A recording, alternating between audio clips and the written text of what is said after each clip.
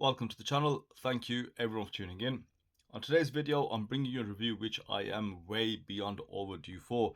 This is the Olto 8. This is called the Infinity. This was sent in by Olto 8. It's been a number of months. And honestly, just been too busy with AliExpress sales and everything just kept coming up. So this kept going further back. Now, at that point in time, I think it was a good thing anyway. The reviews were everywhere of these Olto 8 watches. Obviously, you guys know how it is.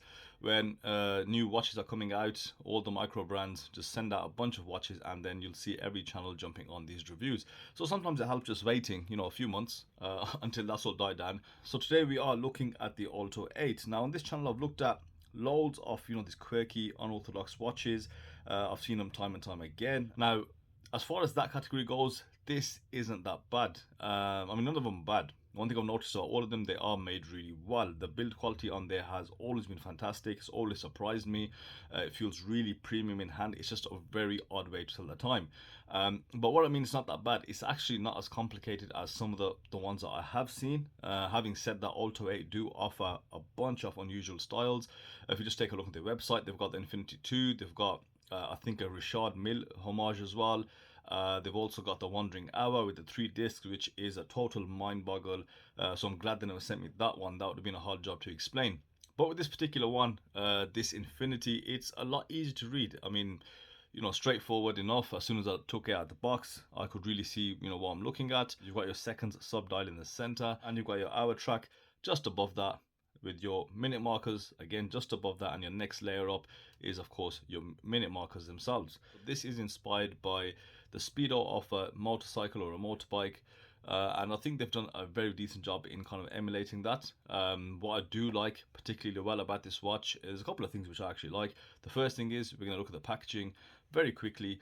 When I took out the box, I thought it was quite nice. It's got a bit of a Rolexy design going on with that deep green, but it's a very smart style of packaging. It's quite compact as well. But in there, everything is pretty normal. There's nothing that special there. You've got your foam cut out with the watch goals. You've got your cards, and you also get an extra watch strap, which I won't be using as it is a croc style leather strap. But on their website, they also have very nice FKM rubber straps also, which you might want to consider. So coming back to this Olto 8, let's look at the specifications. Well, you've got a full steel construction. It is of course PVD coated. You also got a see-through case back, which is mineral glass, non-sapphire. On the front side, you've got a double dome sapphire crystal, which does a crazy distortion here. It's a very unique and bespoke sapphire crystal, no doubt. But when you do turn it on its side, you can just see the distortion right in the center of the dial, as opposed to all over the watch. The crystal is also AR coated. You've also got an automatic movement in here, which is a Miyota 8215. Now we know the Miyota 8215 does have a jittering seconds hand, which is not affected thankfully on here because, well, there is no seconds hand per se. It's a sub dial. Now you also have 50 meters of water resistance because you've got a physically screwed down case back, and also you've got a push pull crown. Dimensions, it's a very simple watch. You've only got 2 dimensions basically, because it is a full circular watch. The diameter is 46 millimeters round. That includes a lug to lug as well, of course. The thickness is 15 millimeters, which is quite thick, but I think with this style of shape, I've had this style of watches before, it does really even out. It doesn't really wear too big on wrist. The lug width is 20 millimeters, and the overall price is £453. It's a bit pricey, just sitting at under £500. So yeah, a bit pricey. I don't think the specs necessarily match for the price. It's not a higher beat movement like a Miyota 9000, which I would have preferred. This is just the 8215. It does have a ghost position, but it does not have a date disc. So they've modified it clearly. You can see the ghost position, but you can't hear anything.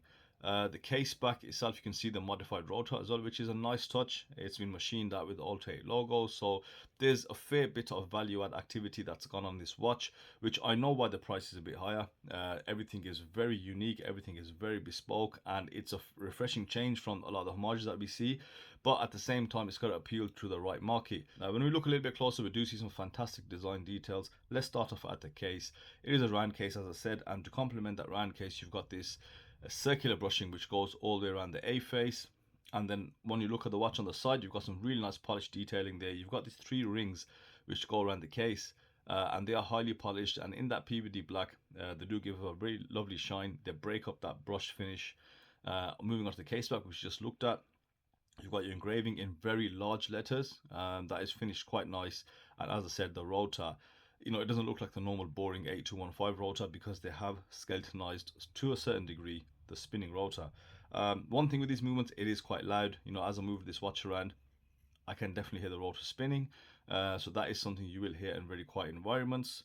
Now, on the A face, they've done a lot. There's definitely a lot going on. Not only have you got your printed, branding just at the 6 and the automatic, which is quite large and slightly off-putting, but you also got the logo.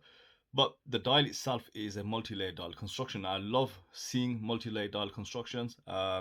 It just shows me there's a lot of work going on there. And with my engineering background, I do find these watches very interesting and, of course, appealing.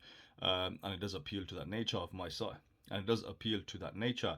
But it's machined really well. You've got basically just different plates placed on top of each other with different types of brushing on there.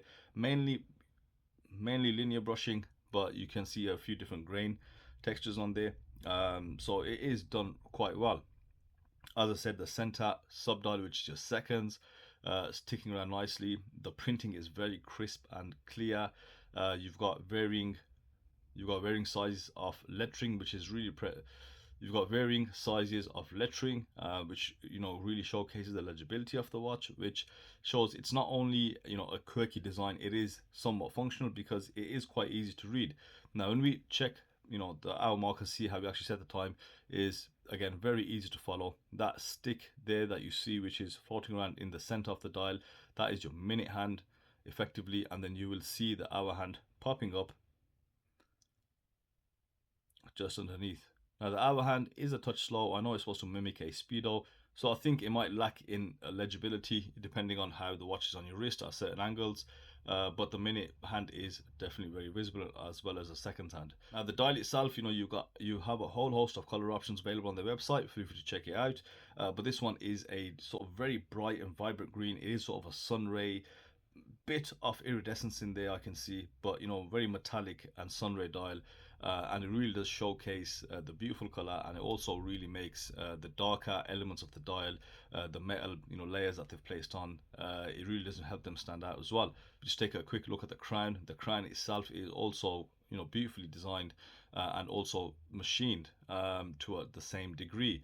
So there is definitely a lot of work that has gone into this Olto 8. But I'm interested in hearing what you guys think. For myself, I don't have any quirky pieces in my collection. My collection is quite formal, quite practical. I don't have something which is definitely out there, and it's not really a daily watch.